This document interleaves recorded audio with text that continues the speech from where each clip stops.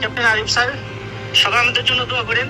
সুদানের আবেই এলাকায় জাতিসংঘ শান্তিরক্ষা মিশনের আওতাধীন কাদুগলি লজিস্টিক বেসে সন্ত্রাসী ড্রোন হামলায় বাংলাদেশ সেনাবাহিনীর 6 জন শান্তিরক্ষী শহীদ হয়েছেন এবং 8 জন আহত হয়েছেন। বাংলাদেশ সেনাবাহিনীর পক্ষ থেকে আজ রোববার এ তথ্য নিশ্চিত করা হয়েছে। গতকাল শনিবার স্থানীয় সময় আনুমানিক দুপুর 3:40 থেকে 3:50 পর্যন্ত বিচ্ছিন্নতাবাদী সশস্ত্র গোষ্ঠী কর্তৃক এই নৃশংস ড্রোন হামলাটি পরিচালিত হয়।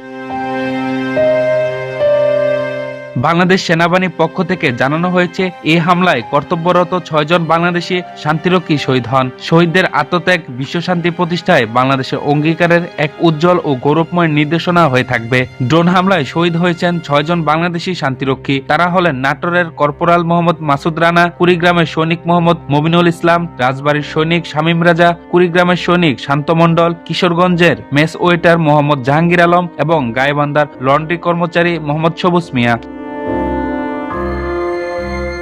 হামলায় আহত হয়েছেন মোট 8 জন শান্তিরক্ষী। আহতদের মধ্যে রয়েছেন কুষ্টিয়ার লেফটেন্যান্ট কর্নেল খন্দকার খালিকুজ্জামান, দিনাজপুরের সার্জেন্ট মোহাম্মদ মুস্তাকিম হোসেন, ঢাকার কর্পোরাল আফরোজা পারভিন ইতি, বরগুনায় ল্যান্স কর্পোরাল মহিবুল ইসলাম, কুড়িগ্রামের সৈনিক মোহাম্মদ মেজবাউল করিম, রংপুরের সৈনিক মুসা উম্মেহানি আক্তার, মানিকগঞ্জের সৈনিক চুমকি আক্তার এবং নোয়াখালী সৈনিক মোহাম্মদ মানজির আহসান।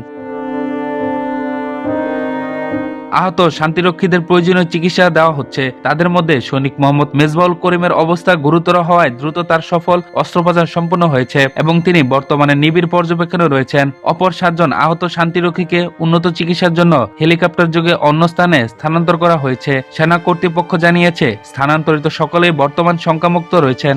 বাংলাদেশ সেনাবাহিনীর এই নৃশংস সন্ত্রাসী হামলার তীব্র নিন্দা জানাচ্ছে। সেনাবাহিনীর পক্ষ থেকে শহীদদের শোকস্তম্ভ পরিবারের প্রতি গভীর সমবেদনা জানানো হয়েছে এবং আহতদের দ্রুত আরোগ্য কামনা করা হয়েছে।